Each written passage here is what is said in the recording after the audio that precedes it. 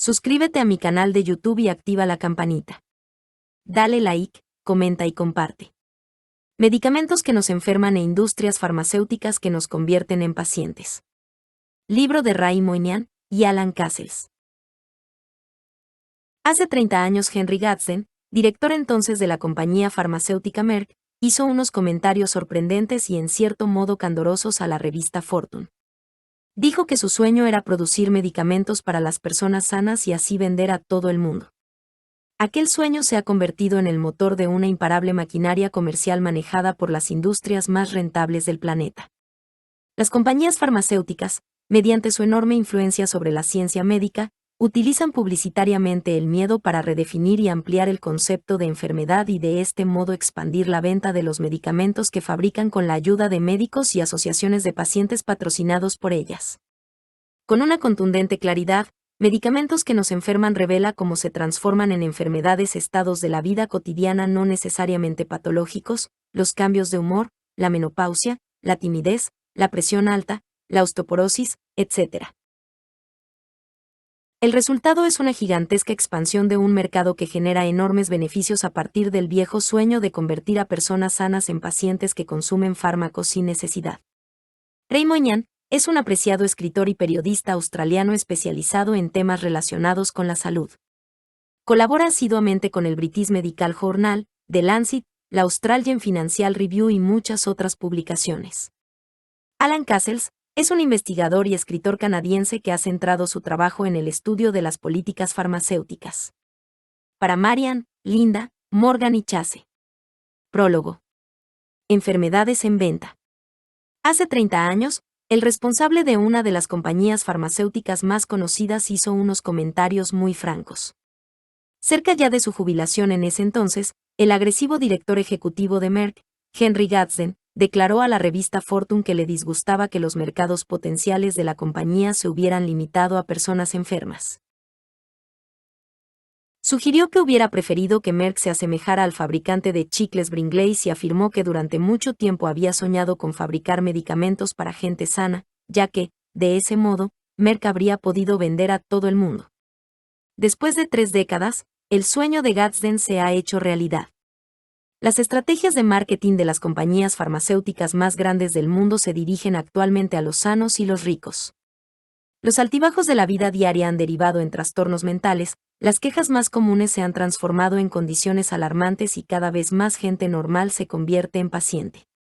Con campañas publicitarias que sacan provecho de nuestros más profundos miedos a la muerte, al deterioro y a la enfermedad, la industria farmacéutica con $500.000 millones está literalmente cambiando lo que significa ser humano.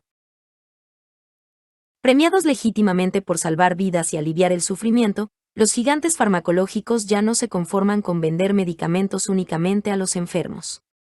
Tal y como saben en Wall Street, hay mucho dinero que ganar con tan solo decir a los sanos que están enfermos. En una época en que muchos de nosotros tenemos unas vidas más longevas, más sanas y más vitales que nuestros ancestros, la saturación de publicidad y las campañas facilonas de concienciación transforman la preocupación por la salud en la preocupación por la enfermedad. Los problemas triviales se venden como graves enfermedades, de modo que la timidez se convierte en fobia social y una tensión premenstrual, en un trastorno mental denominado trastorno disfórico premenstrual. Los problemas sexuales normales se ven como disfunciones sexuales, el cambio natural de la vida es una enfermedad de deficiencia hormonal llamada menopausia, y los empleados de oficina distraídos ahora sufren un trastorno por déficit de atención. El mero hecho de correr el riesgo de enfermar ya se ha convertido en una enfermedad, de modo que las mujeres sanas de mediana edad sufren hoy una silenciosa enfermedad ósea denominada osteoporosis y los hombres maduros en buena forma, una afección crónica llamada colesterol alto. Como ocurre con muchos problemas de salud, existe gente en el extremo del espectro que sufre una enfermedad real, o con un alto índice para que así sea y que se beneficia de una definición médica y de una eficaz medicación. Sin embargo, para la gente relativamente sana esparcida en el resto del espectro, una definición y un medicamento pueden suponer claras desventajas, costes importantes y un riesgo real de padecer posibles efectos secundarios mortales. Este vasto terreno se ha convertido en el nuevo mercado mundial de pacientes potenciales decenas de millones de personas, objetivo clave para los presupuestos promocionales de la multimillonaria industria farmacéutica. El epicentro de esta venta es, por descontado, Estados Unidos, hogar de muchas de las compañías farmacéuticas más grandes del mundo y escenario de la mayoría de las acciones descritas en este libro. Con menos del 5% de la población mundial, Estados Unidos ya es artífice de casi el 50% de todo el mercado de prescripciones médicas. Por otro lado, el gasto en este país sigue creciendo a un ritmo más acelerado que en cualquier otro lugar, con un aumento de casi el 100% en tan solo 6 años, no solo por el excesivo aumento del precio de los fármacos, sino porque los médicos cada vez recetan más medicamentos. Las recetas para las categorías más conocidas, como los fármacos para el corazón o los antidepresivos, se han disparado de forma astronómica en Estados Unidos, doblando en menos de 2 años las cantidades invertidas en estos fármacos. En muchos otros países la tendencia también está en alza. Los jóvenes australianos consumieron 10 veces más de antidepresivos en 2000 que en 1990. En Canadá, el consumo de los nuevos fármacos para reducir el nivel de colesterol subió a un asombroso 300% durante un periodo de tiempo similar. Muchas de estas prescripciones mejoraron la calidad de vida o la alargaron, pero hay un creciente sentimiento que demuestra que demasiados de estos medicamentos se recetan bajo las malsanas influencias de un mercado engañoso, en lugar de hacerse por causas de necesidad real. Y esas estrategias de marketing, como las que aplican las compañías farmacéuticas, son realmente mundiales hoy en día. Desde su despacho de Manhattan, en Nueva York, Vince Perry representa la vanguardia de este marketing mundial. Experto en publicidad, Perry está especializado en la forma más sofisticada de venta de fármacos, trabaja codo a codo con compañías farmacéuticas para crear nuevas enfermedades. En un sorprendente artículo titulado El arte de fabricar una enfermedad, Perry reveló recientemente la implicación de las compañías farmacéuticas a la hora de alimentar la creación de dolencias médicas. A veces, una dolencia poco conocida recibe una atención renovada. Otras veces, una enfermedad conocida se redefine o renombra y, otras veces, se crea toda una nueva afección. Los preferidos de Perry son los trastornos eréctiles, el trastorno por déficit de atención en los adultos, y el síndrome disfórico premenstrual, un trastorno tan controvertido que incluso algunos investigadores afirman su inexistencia. Con rara franqueza, Perry explicó cómo las compañías farmacéuticas toman el mando, no solo con la marca de sus exitosas pastillas como Prozac o Viagra, sino también en la promoción de las afecciones que generan mercado para dichas pastillas. Bajo el liderazgo de los operadores de mercado del sector farmacéutico, los gurús de la Avenida Madison de Nueva York, como Perry, se reúnen con expertos médicos para crear nuevas ideas sobre enfermedades y afecciones. Comenta que el objetivo es ofrecer a los clientes de las compañías farmacéuticas de todo el mundo una nueva manera de pensar sobre las cosas. El propósito es siempre el de establecer un vínculo entre la afección y su medicación, a fin de maximizar sus ventas. La idea de que las compañías farmacéuticas promocionan la creación de nuevas enfermedades puede sonarnos extraño a muchos de nosotros, pero es un hecho muy familiar para los que se mueven en esta industria. Un informe reciente de la empresa de estudios de mercado Reuters Business Insight, diseñado para ejecutivos de empresas farmacéuticas, argumentaba que la habilidad de crear nuevos mercados de enfermedades está generando incalculables millones en la vertiginosa venta de fármacos. Una de las principales estrategias de venta, según el informe, consiste en cambiar el modo en que las personas perciben sus dolencias más comunes, transformar los procesos naturales en afecciones médicas. La gente debe convencerse de que los problemas que posiblemente hayan aceptado previamente como simples molestias, como la calvicie, las arrugas o los problemas sexuales, ahora se consideran merecedores de intervención médica. Mientras celebra el desarrollo de emergentes y rentables mercados de enfermedades como la disfunción sexual femenina, el tono del informe es optimista frente al futuro económico de la industria farmacéutica. Los años venideros serán testigos de la creciente creación de enfermedades, apoyada por las empresas. La influencia malsana de la industria farmacéutica se ha convertido en un escándalo a escala mundial. Básicamente, esta influencia está distorsionando la ciencia médica, corrompiendo el modo en que se practica la medicina y corroyendo la confianza pública en sus médicos. La ocultación de estudios desfavorables sobre los niños y los antidepresivos, los peligros de los fármacos contra la artritis y las investigaciones sobre los presuntos sobornos a médicos italianos y norteamericanos son solo la última novedad de una sarta de bochornosos eventos. La explosión de gastos en medicamentos ha favorecido el incremento de 2 cifras en los costes de las primas de los seguros médicos, avivando la rabia ya generalizada contra la industria, sobre todo en Estados Unidos. Como consecuencia, muchos médicos, científicos, defensores de la salud, políticos y editores de publicaciones médicas se están moviendo para intentar que retroceda la influencia de la industria sobre la investigación científica y en los hábitos de prescripción de los médicos. Ha llegado el momento de entender el modo en que esta influencia está contaminando las propias definiciones de enfermedad. De hecho, los responsables de marketing no se sientan para redactar las normas de diagnóstico de una enfermedad, pero sí financian a aquellos que lo hacen. Hoy en día, la industria patrocina de forma continuada reuniones importantes de médicos donde se debate y actualiza la definición de las enfermedades. En algunos casos, como veremos más adelante, los expertos médicos que redactan las normas cobran a su vez sumas procedentes de los fabricantes farmacéuticos, quienes esperan cobrar miles de millones, en función de cómo se redacten esas normas. Muchos de los especialistas expertos en decidir si nuestros problemas sexuales deben o no ser considerados como trastornos sexuales, si nuestros dolores de estómago deben o no diagnosticarse como afecciones médicas o si nuestros riesgos diarios deben o no tacharse de enfermedades mortales, están en nómina en las empresas que desean vendernos medicamentos. El dinero no necesariamente compra dicha influencia, pero a los ojos de muchos observadores, los médicos y las compañías farmacéuticas sencillamente han intimado demasiado. Existe una gran incertidumbre a la hora de trazar la línea que separa la salud de la enfermedad en el caso de muchas dolencias. Los límites que separan lo normal de lo anómalo son a menudo muy elásticos. Estos difieren abismalmente de un país a otro y varían con el tiempo. Es evidente que cuanto más extensos son los límites que definen una enfermedad, más amplio es el abanico de pacientes potenciales y mayor el mercado de quienes fabrican los medicamentos. Los expertos que hoy trazan estos límites lo hacen con demasiada frecuencia empuñando la pluma de las compañías farmacéuticas y los dibujan cada vez más amplios siempre que se reúnen. Según estos expertos, el 90% de los ancianos estadounidenses sufrirá una dolencia denominada hipertensión, casi la mitad de las mujeres estarán aquejadas de un trastorno sexual llamado disfunción sexual femenina y más de 40 millones de americanos deberían consumir fármacos para reducir su nivel de colesterol. Con la pequeña ayuda de algún medio de comunicación sediento de titulares, lo último en enfermedades se anuncia rutinariamente como algo muy extendido, grave y por encima de todo, curable con fármacos. Las vías alternativas para entender o tratar los problemas de salud y las bajas estimaciones del número de las personas afectadas se erradican frecuentemente con el frenesí promocional de una compañía farmacéutica.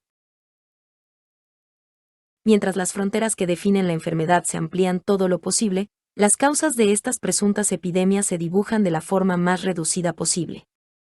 En el mundo del marketing farmacológico, un grave problema público de salud, como las enfermedades cardíacas, a menudo puede quedar relegado a la atención pormenorizada de los niveles de colesterol de una persona o de su tensión. La prevención de fracturas de cadera en personas de edad se convierte en una pequeña obsesión por el valor de densidad ósea de mujeres de mediana edad sanas.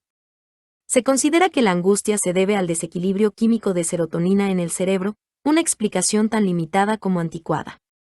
Como casi todo lo que ocurre en la asistencia médica actualmente, las ideas que tenemos sobre la enfermedad han sido moldeadas bajo la sombra de los gigantes farmacéuticos mundiales. El cada vez más restringido enfoque nos impide de forma creciente tener una imagen clara de la salud y la enfermedad, a menudo con grandes costes para el individuo y la comunidad. Pongamos un sencillo ejemplo: si mejorar la salud humana fuera nuestro principal objetivo, algunos de los miles de millones invertidos actualmente en los costosos fármacos para reducir el nivel de colesterol de la gente sana serían mucho más rentables si se gastaran en campañas contra el tabaquismo, o para aumentar la actividad física y mejorar la alimentación. Existen muchas y muy diversas estrategias promocionales para vender enfermedades, pero el factor común que las asemeja es el marketing del miedo. El miedo a sufrir ataques al corazón se utilizó para vender a las mujeres que la menopausia es una enfermedad que requiere una sustitución hormonal. El miedo a los suicidios entre los jóvenes se utiliza para vender a los padres la idea de que incluso las depresiones leves deben tratarse con medicación fuerte. El miedo a una muerte prematura se utiliza para vender el colesterol alto como algo que automáticamente requiere una receta médica.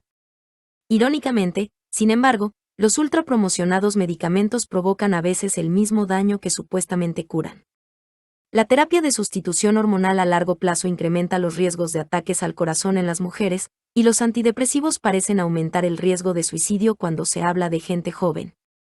Al menos uno de los exitosos fármacos para reducir el nivel de colesterol ha sido retirado del mercado tras descubrirse su implicación como causante de muertes. En uno de los casos más espeluznantes, un fármaco comercializado para aliviar problemas intestinales comunes derivó en un estreñimiento tal para ciertas personas que éstas murieron sin más. De nuevo, en este caso, como en tantos otros, los organismos de control gubernamentales parecieron más interesados en proteger los intereses de las compañías farmacéuticas que los de la población. La industria farmacéutica y sus partidarios defienden sus campañas publicitarias alegando que se trata de acciones para una mayor concienciación acerca de enfermedades malinterpretadas y para suministrar información de calidad sobre los últimos fármacos. Los responsables de las compañías hablan de dar poder a los consumidores con la publicidad. Se supone que los famosos a sueldo educan al público sobre los estados de salud mediante brillantes artículos en revista de papel Coach y tertulias televisivas. No cabe duda de que se dan valiosos ejemplos de campañas subvencionadas por la industria para desestigmatizar un problema de salud o estimular una acción de necesidad imperiosa, tal y como ocurrió con el SIDA. Sin embargo, en otros casos, estas campañas no son en absoluto instructivas, sino una promoción pura y dura, desviar nuestra percepción de las causas de la enfermedad y distorsionar nuestro conocimiento acerca de los remedios, sobrevalorando las ventajas de los fármacos y restando importancia a los daños y costes de estos. Un relajamiento en las regulaciones publicitarias de Estados Unidos a finales de la década de 1990 hectáreas legado una avalancha sin precedentes de marketing farmacológico dirigido a la gente de a pie, quienes actualmente ven una media de 10 o más de estos anuncios a diario. Los espectadores de Nueva Zelanda también están sujetos a este tipo de promoción. En otras partes del mundo, la industria lucha implacablemente para alcanzar una desregulación similar. Para los seguidores de la industria, este marketing es un valioso servicio. Para los críticos, pone la enfermedad en el centro de la vida humana. Empuja a los enfermos hacia un limitado abanico de las soluciones médicas más costosas y saca decenas de miles de dólares de la gente sana que teme que su cuerpo está descompuesto, que no funciona correctamente, que es deficiente y está deteriorado. Este tipo de alimentación de enfermedades es un atentado contra nuestro espíritu colectivo por parte de aquellos que desean sacar tajada de nuestros miedos. No se trata de ninguna sucia conspiración, sino simplemente de un robo a mano armada. Medicamentos que nos enferman desenmascara las últimas técnicas de marketing que utilizan las compañías farmacéuticas en las campañas de multifunción. Técnica, dolencia a dolencia, una fórmula que cambia nuestra percepción de las enfermedades en aras de expandir los mercados farmacológicos. Las enfermedades que aquí analizamos no son las únicas sobrevendidas. Sin embargo, se encuentran entre los ejemplos más radicales, convincentes y actuales de que disponemos. Cuando el lector o lectora se familiarice con la fórmula y cuando empiece a reconocer las artimañas del comercio, empezará a ver la magia negra del marketing de enfermedades en funcionamiento por todas partes. Es posible que algunas de las estrategias promocionales resulten familiares, pero las jugadas sucias y las operaciones encubiertas probablemente escandalizarán y despertarán la furia de muchos lectores. El propósito de medicamentos que nos enferman no es desacreditar todavía más la ya denigrada industria farmacéutica ni sus muchos valiosos productos. Tampoco pretende difamar las muchas personas de principios sólidos que trabajan con motivación dentro de esas gigantescas corporaciones, como muchos otros científicos médicos de fuera, que investigan para desarrollar nuevas terapias seguras y eficaces. Por supuesto, el plan consiste en exponer el modo en que la maquinaria promocional de la industria convierte exageradamente la vida ordinaria en una enfermedad a fin de expandir los mercados farmacéuticos. Durante las últimas 3 décadas, un inconformista pensador llamado Ivan Illich dio la voz de alarma declarando que un establecimiento médico en expansión estaba medicalizando la vida, socavando la capacidad humana de sobrellevar la realidad del sufrimiento y la muerte y convirtiendo a demasiada gente normal en pacientes. Criticó un sistema médico que reivindica su autoridad sobre las personas que todavía no están enfermas, personas que no pueden razonablemente esperar sanarse, y aquellos para quienes los médicos no disponen de tratamientos más efectivos que los que pudieran ofrecerle sus tíos o tías. Hace una década, la escritora médica Lynn Payer describió un proceso que denominó sembrador de enfermedades, y que consiste en que los médicos y las compañías farmacéuticas amplían las fronteras de la enfermedad para tener más pacientes y vender más fármacos. Desde entonces, estas publicaciones han sido cada vez más relevantes, ya que el rugido del marketing de la industria ha sido cada vez mayor y su garra en el sistema de salud, más sólida. El disparo de las ventas ha convertido las compañías farmacéuticas en las corporaciones más rentables del planeta durante unos años concretos de la última década. Sin embargo, la otra cara de los saludables resultados para los accionistas se traduce en un aumento insostenible de los costos para quienes financian el sistema sanitario, ya se trate de gobiernos o compañías de seguros privadas. No es sorprendente que la influencia malsana de la industria, que explotó en Australia durante las negociaciones sobre el reciente acuerdo de comercio libre con Estados Unidos, se haya sumado al debate político de muchos países. A medida que el público aumenta sus conocimientos sobre la influencia de la industria en las definiciones de los trastornos y disfunciones y de sus métodos para crear nuevos mercados de enfermos, es muy probable que la venta de enfermedades vaya posicionándose en el centro de dichos debates. Como cualquier investigación científica que se respete, este trabajo periodístico se brinda como parte de una conversación en directo que debe compartirse con amigos, familiares, médicos, otros actores de la vida sanitaria, colegas de trabajo, funcionarios del mundo de la medicina y representantes de los ciudadanos. Una conversación que cuestiona la venta de enfermedades patrocinada empresarialmente y que explora nuevas vías para definir y entender la enfermedad. Es una conversación que podría sacar partido inmejorable de la energía y el entusiasmo de toda una nueva colaboración mundial de investigadores independientes y defensores de la salud, cuyo reto principal radica en promover un debate público más racional y más informativo sobre la salud humana, en lugar de ceñirse a vender miedo para alcanzar ventas de productos farmacéuticos. Capítulo 1. Vender a todos. El colesterol alto. Apenas considerada una dolencia cuando Henry Gadsden todavía estaba al mando de la compañía farmacéutica Merck hace 30 años, el miedo a una enfermedad llamada colesterol alto ha pasado vertiginosamente a dominar las preocupaciones personales de salud de decenas de millones de personas en todo el planeta. Para los vendedores de pastillas, promover este temor ha tenido una copiosa recompensa. Las naciones de todos los rincones del mundo han gastado más en fármacos para reducir el nivel de colesterol en los últimos años que en cualquier otra categoría de fármacos. En calidad de grupo, estos medicamentos generan actualmente ingresos de más de $25.000 millones anuales a sus fabricantes, una lista de los nombres más importantes de la industria mundial, que incluye la alemana Bayer, la británico-sueca AstraZeneca y la americana Pfizer. En países menos acaudalados, incluyendo algunos estados de Europa del Este, el vertiginoso aumento de los costes de este grupo de fármacos puede amenazar con la bancarrota a todos los sistemas sanitarios. Contrariamente a lo que muchos puedan pensar, el colesterol en sí no constituye un enemigo mortal, sino un elemento constitutivo de nuestro organismo e indispensable para la vida. Hay una prueba científica que demuestra que para mucha gente, un elevado nivel de colesterol en sangre se asocia a un riesgo más elevado de sufrir futuros ataques al corazón e ictus. Aparte de eso, hay mucha incertidumbre acerca del riesgo puntual de sufrir un ataque al corazón por un aumento en el nivel de colesterol en gente sana, y del número de personas para quienes sería un problema real. Lo que sí se reconoce es que tener el nivel de colesterol alto es solamente uno de los muchos factores que afectan unas futuras posibilidades de padecer ataques al corazón. De todos modos, este hecho llama la atención porque se puede tratar con unos fármacos que ahora cuentan con presupuestos promocionales que rivalizan con marcas de cerveza o refrescos. Para algunos especialistas en prevención, como el investigador y profesor británico Ibrahim, los nuevos fármacos reductores del nivel de colesterol, denominados estatinas, son un valioso recurso para los individuos que ya han padecido un ataque al corazón, pero para la mayoría de las personas sanas existen métodos menos costosos, más seguros y eficaces para mantener una buena salud sin recurrir a las estatinas. Las populares y obvias estrategias consisten en mejorar la alimentación, hacer más ejercicio físico y abandonar el tabaco. Ebrahim es uno de los muchos investigadores que opina que centrar la visión en el colesterol es una distracción potencialmente peligrosa que proviene del verdadero negocio de la prevención. De hecho, una de las estatinas, Vicol de Bayer, ya ha sido retirada del mercado tras verse implicada en varias muertes. La nueva estatina Creste de AstraZeneca también ha sido señalada para su retirada del mercado, debido a sus efectos secundarios, escasos aunque debilitadores, como desgaste muscular e insuficiencias renales.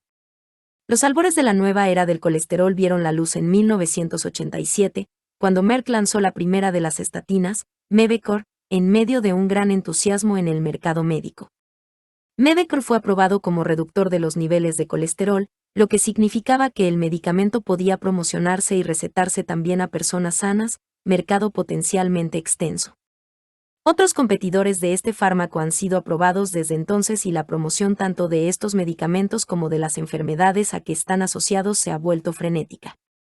Hay una pastilla en concreto fuera de serie y que ahora controla casi la mitad de todo el mercado, Lipitor, en España, Zarator. Acumulando ventas de más de $10.000 millones al año, Lipitor es el fármaco recetado más vendido de la historia. Su fabricante, Pfizer, es la compañía farmacéutica más grande de todos los tiempos. Con sede en Manhattan y un valor de mercado del orden de $200.000 millones, Pfizer es una de las industrias más grandes del planeta, gracias a la no poca difusión del temor generalizado al colesterol alto. La venta de estos fármacos se ha disparado en la última década porque el número de personas definidas con colesterol alto ha crecido astronómicamente. Tal y como ocurre con muchas otras enfermedades, se revisa con regularidad la definición de lo que constituye el colesterol alto y como con cualquier otro estado de salud, la definición se ha ido ampliando para considerar enferma a más gente sana. Con el tiempo, los límites que definen los estados de salud se amplían progresivamente y el corpus de pacientes potenciales se ha ido expandiendo ininterrumpidamente. A veces, el incremento es súbito y drástico.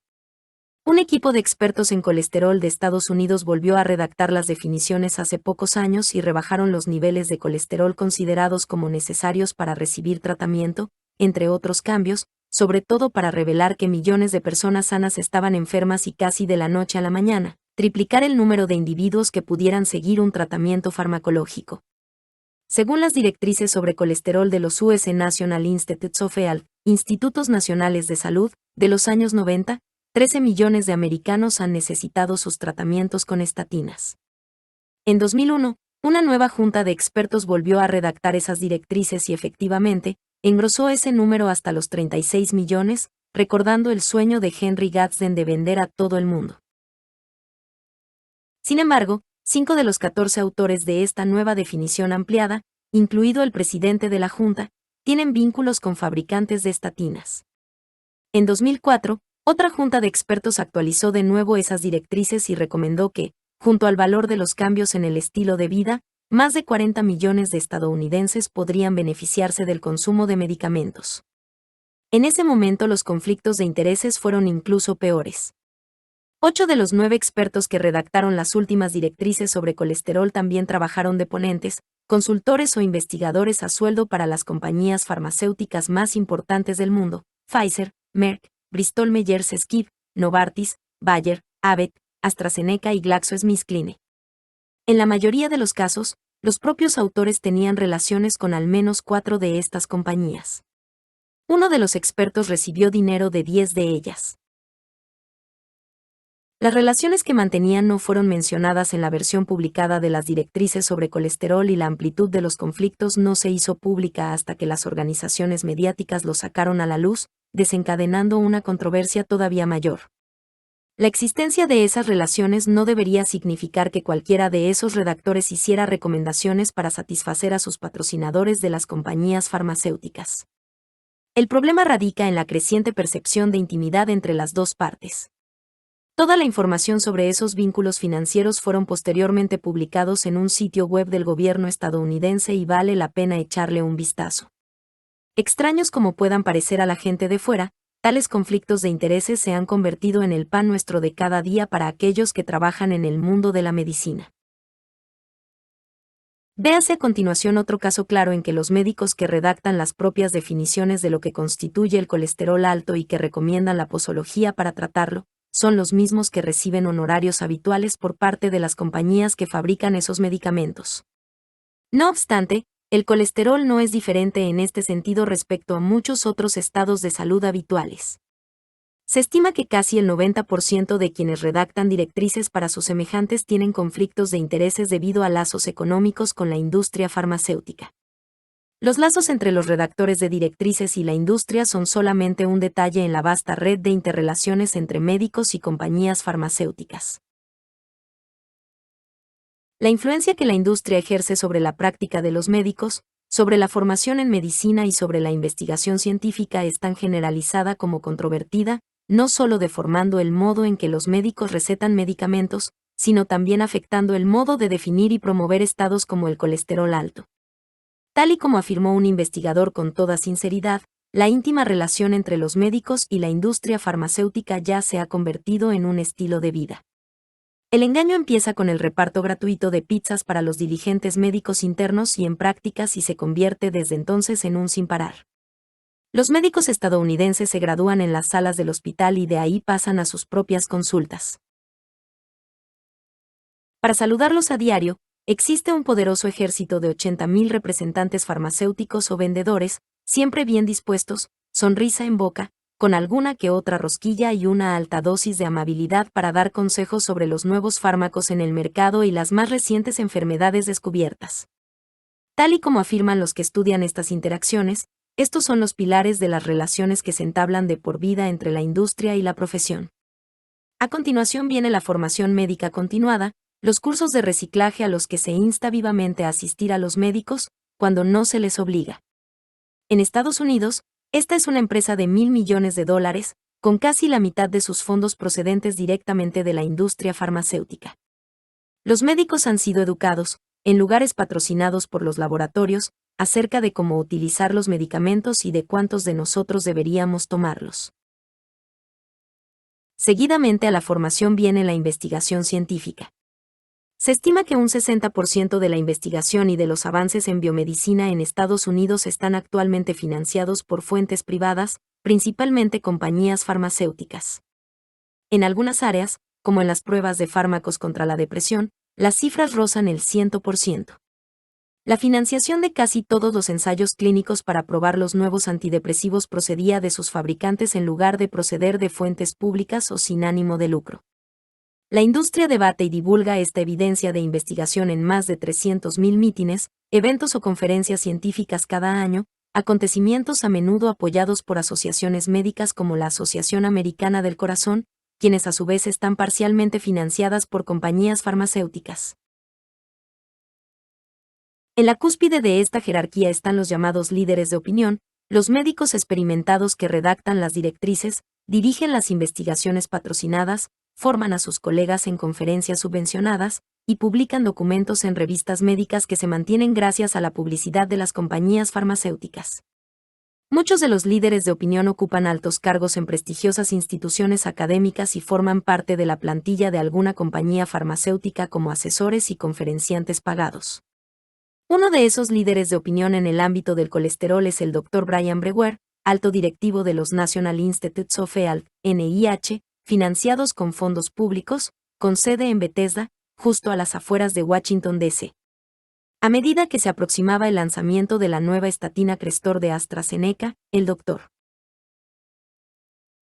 Brewer realizó una presentación durante un seminario de la American Heart Association, donde describía el controvertido fármaco en términos muy positivos, muy seguro y eficaz.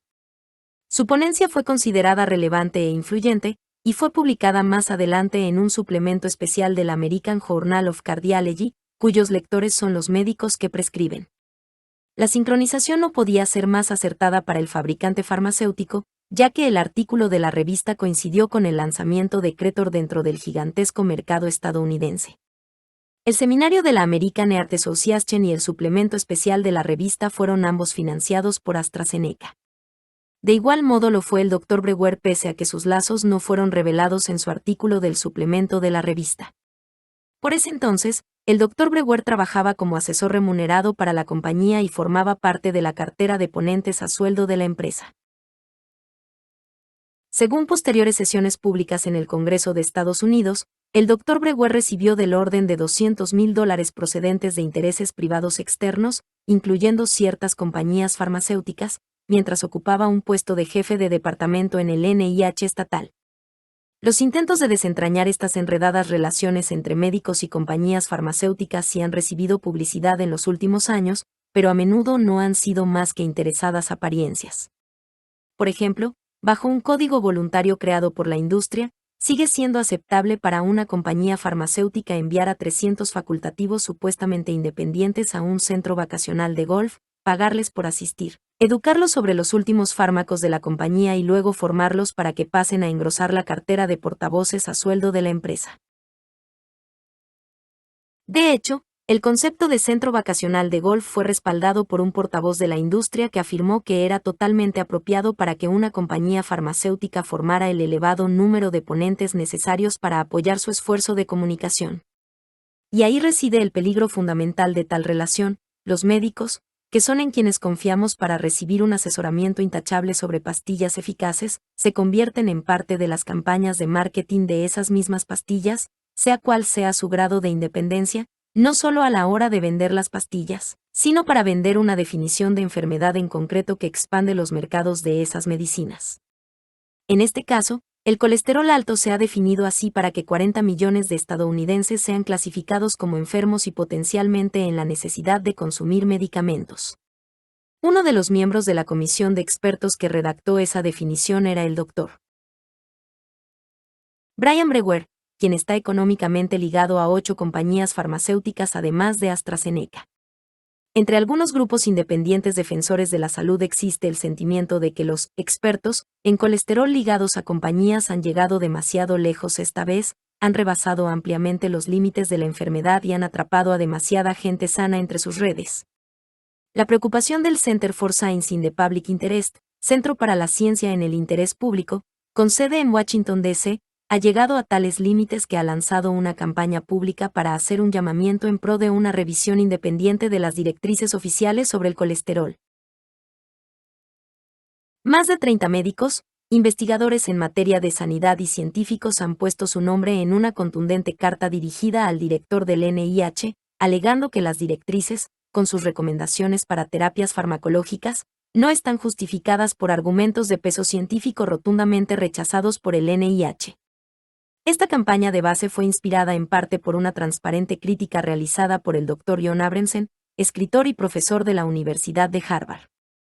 Arguye que la comisión que estableció las directrices había dibujado un marco excesivamente positivo de la evidencia científica sobre los riesgos y las ventajas de los fármacos para reducir el nivel de colesterol y que había inducido a error tanto a médicos como al público en general.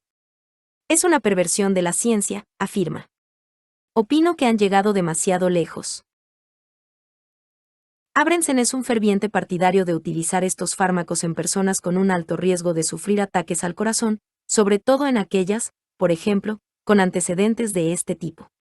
También es una de las voces dentro del mundo científico que afirma que la prescripción de estatinas a hombres y mujeres sanos con riesgos relativamente leves de sufrir futuros ataques al corazón puede no aportarles ningún beneficio significativo, es más, puede incluso exponerlos a verdaderos riesgos.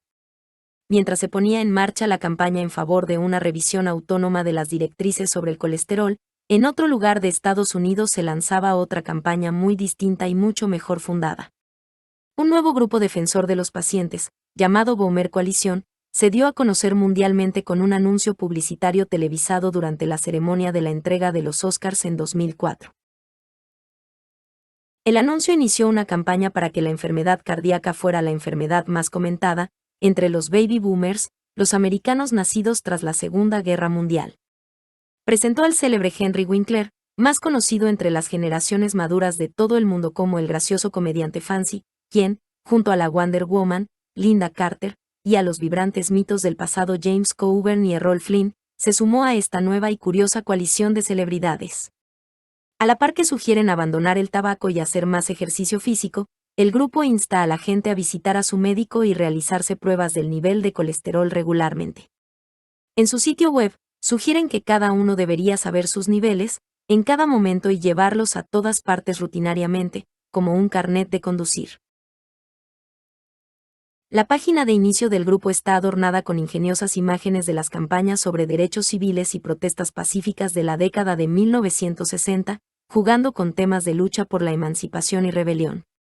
Mientras que la Boomer Coalition puede parecer para algunos un nuevo movimiento en la onda, no lo es más que el último intento de AstroTurfing, la creación de falsas campañas de carácter popular por profesionales de relaciones públicas a sueldo de grandes corporaciones.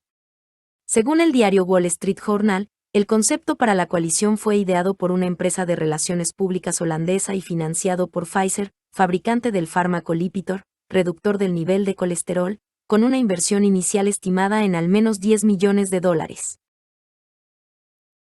Aunque los mensajes sobre el chequeo puedan verse en principio como un valioso servicio público, los materiales del grupo no reflejan ninguna de las incertidumbres ni controversias que existen en relación con la definición de esta enfermedad y a quien deberían tratar con fármacos.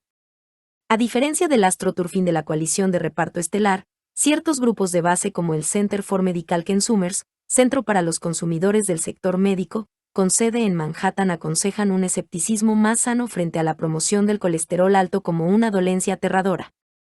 Dicho grupo, que no está en la nómina de la industria, recalca que el colesterol constituye solamente uno de los muchos factores de riesgo y que las ventajas medicinales se suelen exagerar sobremanera.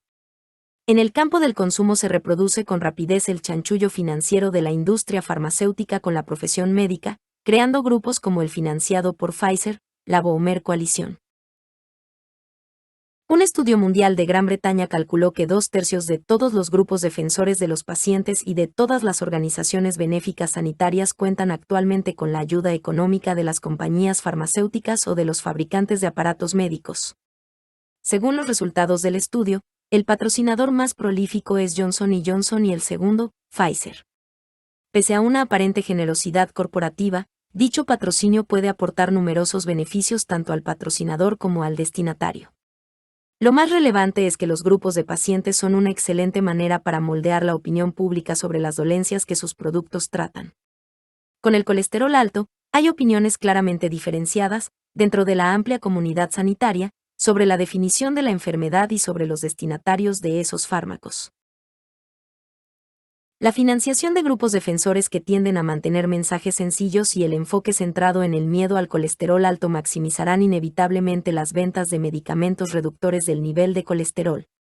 En la White River Junction, enclavada entre las verdes montañas de Vermont, al noreste de Estados Unidos, la propagación del miedo al colesterol ha empezado a desestabilizar a médicos en ejercicio como la doctora Lisa Swartz. Los pacientes se preocupan muchísimo por el colesterol, afirma, y muchos de ellos vienen y quieren que se les haga una prueba de colesterol. Swartz intenta tranquilizar a sus pacientes diciéndoles que el colesterol no es tanto una enfermedad sino más bien un factor de riesgo entre tantos otros que pueden aumentar la posibilidad de padecer un ataque al corazón en el futuro. Su marido, el Dr. Steve Wowlaschin, detecta las mismas preocupaciones en muchos de sus pacientes y coincide en que el colesterol no es una enfermedad, sino un factor de riesgo. Intenté contextualizarlo con otros factores de riesgo a los que se enfrenta la gente, dice. Si eres fumador, por ejemplo, probablemente lo más importante que debas hacer es dejar de fumar.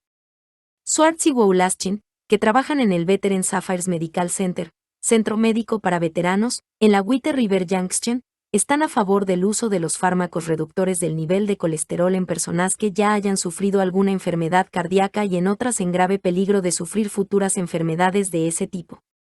Sin embargo, temen que para otras personas sanas con un bajo riesgo el uso a largo plazo de estatinas pueda ofrecer escasas ventajas y daños desconocidos.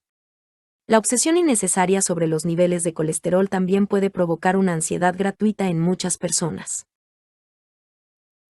Formados en las bulliciosas salas de los hospitales neoyorquinos, el dúo médico se mudó a Vermont para emprender carreras académicas en el Dartmouth Medical School, donde ambos son actualmente profesores no numerarios, junto con su trabajo en el Veterans Affairs Medical Center.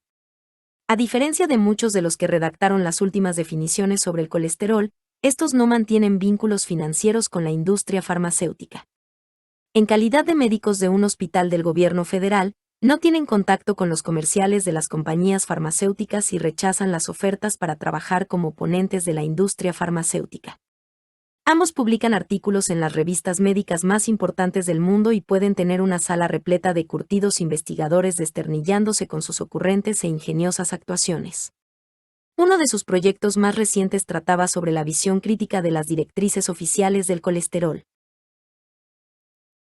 mientras que estas directrices sugieren que más de 40 millones de estadounidenses podrían beneficiarse del consumo de fármacos para reducir su nivel de colesterol. Wu, Laschin y Swartz calculan que hay más de 10 millones de personas consumiéndolos. Entre los más de 30 millones que, por tanto, están sin tratar, esta pareja cree que muchos podrían beneficiarse de los medicamentos. No obstante, también hay muchos otros que podrían reducir sus riesgos de sufrir un ataque al corazón o ictus sencillamente sin fármacos, por otros medios, como dejando de fumar. Nos preocupamos por el sobretratamiento, pero estas cifras muestran que también existe mucho subtratamiento, declara Wu Laschin. Debemos hacer un esfuerzo y centrarnos en la gente que realmente necesita y puede beneficiarse de la mayoría de medicamentos, en lugar de distraernos en tratar a tanta gente con un bajo riesgo, añade Swartz. Su valoración de las directrices sobre el colesterol forma parte de una visión más general que engloba el modo en que las definiciones de muchas afecciones comunes se están ampliando y, por consiguiente, también lo está la cartera de pacientes potenciales susceptibles de consumir medicamentos o seguir otras terapias. El colesterol es para ellos un ejemplo excelente de lo que consideran una tendencia al alza. Es un esfuerzo para que todos estén enfermos, dice Swartz.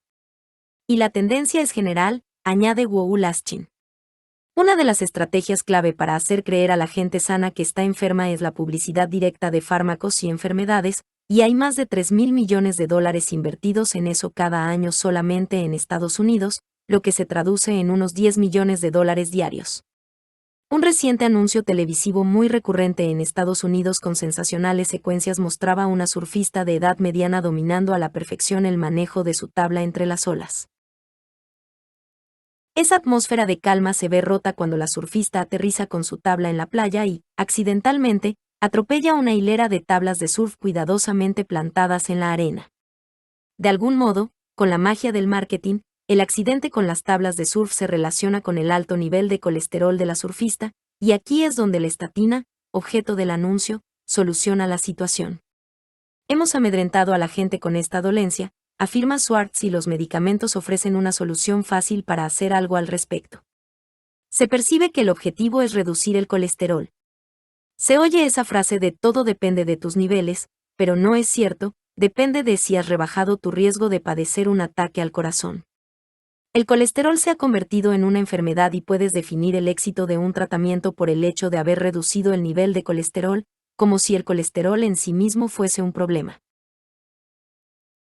Aquí, el problema reside en encontrar vías efectivas para reducir las enfermedades cardíacas, los ictus y la muerte prematura, no los niveles de colesterol.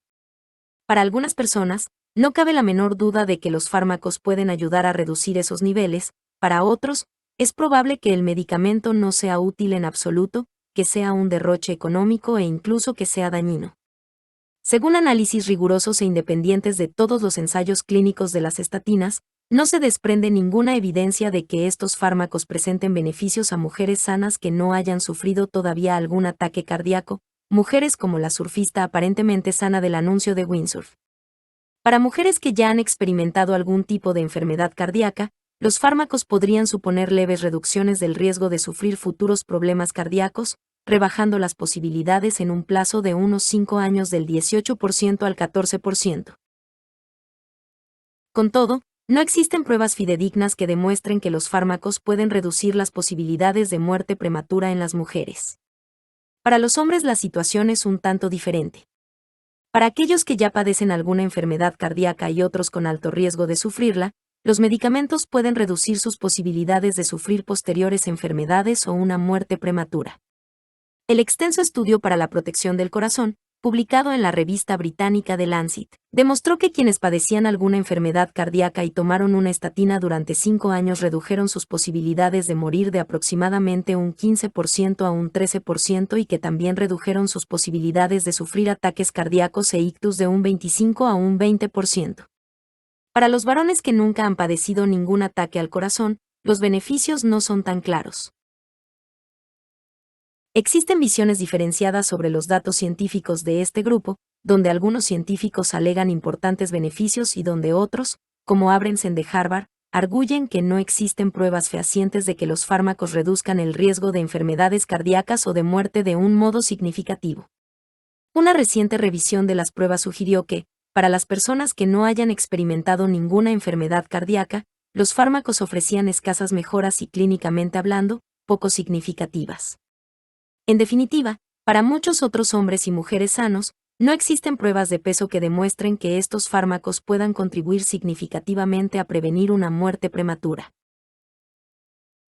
Sin embargo, la idea de que los fármacos para reducir el nivel de colesterol también reducen las posibilidades de morir prematuramente ha sido uno de los mensajes clave fomentado en todas partes, incluso en países donde la publicidad directa de fármacos sigue prohibida y el marketing masivo adopta la forma de concienciación sobre enfermedades. El uso del miedo para comercializar las estatinas ha escandalizado a los científicos independientes, consumidores y físicos en todo el mundo. La preocupación es por partida doble. En primer lugar, para la mayoría de las personas a quien va dirigido este marketing masivo, no hay pruebas fidedignas que acrediten que las estatinas reduzcan las posibilidades de morir prematuramente. En segundo lugar, y más relevantemente, el foco promocional sobre el colesterol desvía la atención de otros métodos más eficaces y eficientes para prolongar y mejorar la vida. En 2003, varios responsables de la Organización Mundial de la Salud se alarmaron hasta tal punto con las actividades que Pfizer adoptaba para concienciar que redactaron una declaración donde denunciaban dicha promoción, publicada en forma de carta en The Lancet. Los expertos de la OMS se horrorizaron, sobre todo frente a la publicidad en periódicos y revistas donde se mostraba un cuerpo en un depósito de cadáveres acompañado de un título que rezaba, un simple análisis de sangre habría podido evitarlo. A la par que ocurre con mucha de la promoción farmacéutica de hoy día, los anuncios no hacían referencia a un fármaco en concreto, sino que más bien intentaban expandir el mercado farmacéutico mediante el miedo, al tiempo que ofrecían información distorsionada y engañosa sobre la salud y la enfermedad. Se suponía que el anuncio debía incrementar la concienciación pública acerca de las enfermedades cardíacas, un problema de salud muy extendido y relacionado con muchos factores de riesgo como el tabaco, la vida sedentaria, el desequilibrio alimentario, la obesidad, la hipertensión, la diabetes y demasiado colesterol en sangre. El problema con el anuncio, afirman los responsables de la OMS, era que, de entre todos los factores considerados de riesgo, solo se mencionaba el colesterol. Para nosotros, la consecuencia es que los fumadores, los individuos con obesidad o aquellos que llevan una vida sedentaria pueden seguir fumando, con sobrepeso o sin apenas realizar ejercicio físico tranquilamente, siempre y cuando tomen su medicación para reducir sus niveles de colesterol. La carta de la OMS vino a denunciar que la campaña financiada por Pfizer no era escrupulosa, informativa o equilibrada. Por el contrario, era engañosa y con toda probabilidad inducía al consumo injustificado de medicamentos. La carta concluía insistiendo en la necesidad de que las autoridades sanitarias sean más rotundas a la hora de regular la promoción farmacéutica y de producir información sobre la salud más imparcial e independiente para contrastarla. El problema aquí, sin embargo, no es únicamente la información engañosa y la necesidad de que la gente esté mejor informada. Esta clase de promociones es mucho más perniciosa. Tal y como otros han observado, las exhaustivas campañas de ventas que promueven el colesterol alto como principal problema de salud y los fármacos como su solución clave también afecta a los que se encargan de proteger y mejorar la salud pública. La obsesión de bajar los niveles polariza la atención de muchos responsables de tomar decisiones oficiales que suelen limitarse a centrarse en una sola parte del cuadro, restringiendo su capacidad de luchar más creativa y eficazmente contra las enfermedades cardíacas. La malsana obsesión con el colesterol ha alcanzado los niveles más altos de los responsables de la toma de decisiones a nivel mundial, tal y como hemos visto con las directrices oficiales apoyadas por el gobierno estadounidense que recomiendan que casi 1 de cada 4 adultos consuma estatinas. Estas mismas directrices sugieren que toda la población de más de 20 años, unos 200 millones de personas, debería revisar regularmente su nivel de colesterol. Otras naciones todavía no disponen de recomendaciones tan radicales, en parte por cuestiones como el creciente coste y los daños innecesarios que pueden derivarse del tratamiento inapropiado en gente sana. Para la doctora Fiona Head, que ejerce en Londres, la idea global de prevención ha sido distorsionada por la promoción farmacéutica. Médico generalista de las zonas urbanas deprimidas, y durante tiempo funcionaria en el Royal College of General Practitioners, Colegio Real de Médicos Generalistas, la doctora Head muestra un enfoque estricto y ético de la medicina. También ha escrito ampliamente acerca de la relación entre la pobreza y la salud. A ella y a muchos de sus compañeros de trabajo les preocupa cada vez más que la medicina moderna se centre tanto en los ricos sanos y no lo suficiente en los enfermos pobres. Como Lisa Swartz y Steve Wowlashchin, al otro lado del Atlántico, los médicos británicos como Yona Head se ven ahora evaluados según sus éxitos a la hora de reducir los riesgos de que sus pacientes padezcan una enfermedad cardíaca. En los Estados Unidos, el sistema financiado por el Veterans Affairs del gobierno puntúa oficialmente a sus médicos como Wowlashchin y Swartz, por su grado de concienciación a la hora de revisar y tratar el factor de riesgo que es el colesterol alto, sobre todo en personas que ya hayan sufrido un ataque al corazón. En el Reino Unido, el National Health Service, Servicio Nacional de Salud, del gobierno dispone de planes similares. Esquemas como este, en que se mide el rendimiento de los médicos, si tienen algunas ventajas, afirma Head, en el sentido de que garantizan que los médicos se tomen las cardiopatías en serio. Por otro lado, también opina que estos esquemas actúan como fuertes incentivos para que los médicos prescriban una dosis rápida, fármacos para reducir el nivel del colesterol. Lo preocupante de un sistema semejante es que, prestando tanta atención en disminuir los riesgos de la gente sana, las necesidades de los enfermos pueden quedar marginadas. Mirándolo desde un punto de vista más global, Head arguye que se están tergiversando las prioridades y que se están gastando miles de millones de dólares en apenas reducir los riesgos de sufrir ataques cardíacos entre los ricos sanos. Está tan ligado a la codicia de los países ricos y al miedo a morir que la gente parece capaz de negar la realidad de la muerte hasta el último momento. Reducir el colesterol en Occidente mientras que no se aplica ningún tratamiento a los moribundos de SIDA en los países africanos es, en pocas palabras, deshonesto. Las inquietudes de Head sobre la perversión que atañe a la prevención encuentran eco en el profesor Sabrahim, de la Universidad de Bristol, especializado en envejecimiento y enfermedades cardíacas. Siendo un firme creyente en recetar estatinas a quienes ya hayan padecido algún episodio de infarto cardíaco, considera que los beneficios para la mayoría de pacientes restantes son tan nimios que no justifican que se transforme en pacientes a gente como yo, generalmente hombres de mediana edad sanos. Afirma que las pruebas científicas sugieren que el sistema sanitario debería gastar menos tiempo recetando estatinas a personas sanas y más en idear políticas antitabaco estrictas y oficiales, garantizando que la gente tenga más opciones de hacer ejercicio físico y más acceso a tiendas de verduras frescas. Esta serie de cambios, según Ebrahim, generará beneficios que van más allá de la reducción de enfermedades cardíacas. Aunque no hay duda de que las estatinas pueden beneficiar a mucha gente, sus efectos secundarios, en casos muy raros, pueden ser mortales. Todos los fármacos tienen inconvenientes y los que sirven para reducir el nivel de colesterol no son una excepción. Cuando se receta un fármaco a una persona sana, como suele ocurrir con los medicamentos diseñados para prevenir enfermedades, estos efectos secundarios son mucho mayores. Pese a que esta categoría de fármacos es una de las más vendidas de la historia y que la gente la toma durante años, sus efectos adversos a largo plazo no han sido apenas estudiados.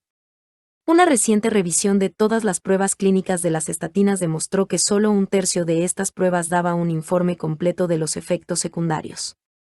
Es un escándalo con mayúsculas, declara el generalmente afable Ebrahim, quien se siente seriamente consternado por tal laguna en las pruebas científicas, es bastante sorprendente.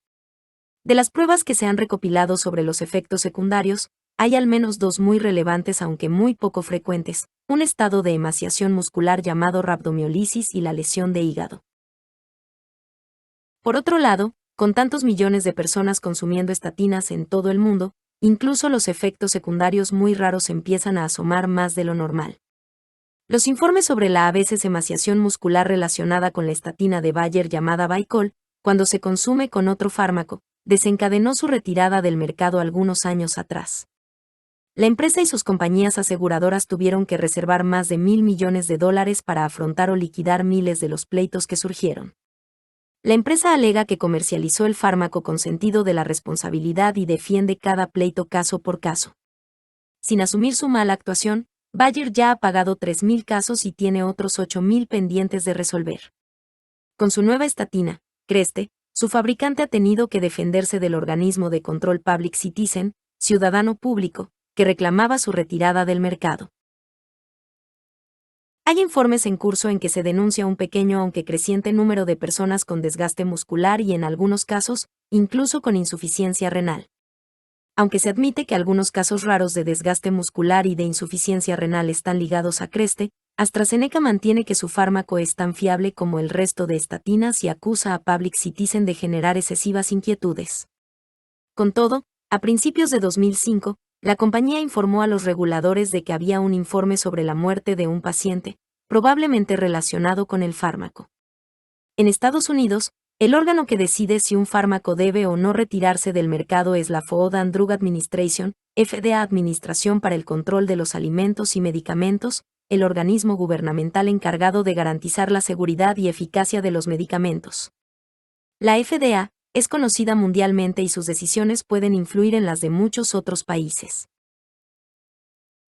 De hecho, igual que con los médicos, los grupos de pacientes y las asociaciones de profesionales, la propia FDA se basa actualmente en una financiación parcial procedente de compañías farmacéuticas cuyos productos evalúa.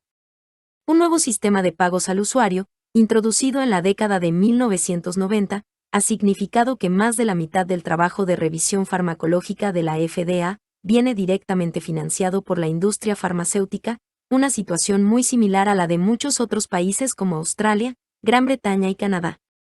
La petición de retirar Crestor del mercado ha sido valorada por personas que saben que algunos de sus salarios, y los de sus compañeros de trabajo, proceden de AstraZeneca y otros gigantes farmacéuticos. La campaña contra Crestor fue liderada por el Dr. Sidney Wolf, director del Grupo de Investigación sobre Salud de Public Citizen. Intelectual de 1,90 m de alto y pianista que va a su oficina de Washington, D.C. cada mañana, Wolf es uno de los consejeros sanitarios mejor informados, más agresivos e influyentes del mundo. Pese a décadas de experiencia en el negocio, sigue indignado con lo que considera un conflicto de intereses enfermizo que contamina la figura global de la medicina, alcanzando incluso el corazón de organismos reguladoras como la FDA. Fueron Wolf y sus colegas quienes decidieron ejemplificar los conflictos de intereses de un alto funcionario de otro organismo público, los National Institutes of Health, cuando descubrieron hasta dónde llegaba el doble papel del Dr. Brian Brewer como funcionario y portavoz a sueldo de AstraZeneca, el fabricante de Crestor. Wolf se dirigió por escrito al director de los NIH formulando preguntas acerca de los vínculos que Brewer mantenía con la compañía y apuntó que no se hacía mención alguna de estos en el influyente artículo defendiendo el Crestor publicado en su revista. Como respuesta, el director de los NIH expresó su desacuerdo en que los vínculos económicos del Dr. Brewer con el fabricante farmacéutico no se revelaran y apuntó que era aceptable que los investigadores gubernamentales experimentados trabajasen para compañías farmacéuticas en su tiempo libre. El Dr. Brewer rechazó las peticiones de entrevista para hablar sobre el tema pese a que en una carta dirigida al director de los NIH defendía su postura pública sobre Crestor como objetiva. Probablemente no es el único investigador experimentado de los NIH que mantenga estrechos lazos económicos con la industria farmacéutica. Ciertas revelaciones procedentes de periodistas de investigación, entre otros, durante los últimos años han desenmascarado considerables conflictos de intereses y han desencadenado averiguaciones por parte del Congreso. Durante una sesión del Congreso de Estados Unidos en Washington's Capitol Hill, emplazamiento del Congreso, los miembros de la comisión parlamentaria se mostraron consternados por el caso de un investigador de los NIH, que había recibido $430,000 de la industria, y el de otro que tenía acciones por valor de $2 millones. Aunque inicialmente defendía algunos de esos vínculos, a finales de 2004 los NIH anunciaron para sorpresa de todos una moratoria del personal científico referente a todos los lazos económicos con compañías privadas. Irónicamente, aunque la FDA, financiada por la industria, decidió investigar enérgicamente las cuestiones sobre seguridad referentes a Crestor, y convocó un comité de consejeros para realizar deliberaciones, la comisión estaba formada casi por completo de médicos con estrechos lazos económicos con fabricantes de estatinas, lo cual es un conflicto de intereses endémico dentro de muchas de las comisiones reguladoras de asesoramiento y en muchos de los cuerpos influyentes de toma de decisiones. Dentro del marco sanitario. En una extraña postdata en la controversia de las directrices del gobierno sobre el colesterol, 2 de los redactores de estas directrices abandonaron sus antiguos puestos de trabajo para unirse a la industria farmacéutica, uno de ellos a la empresa del fallecido Henry Gadsden, Merck.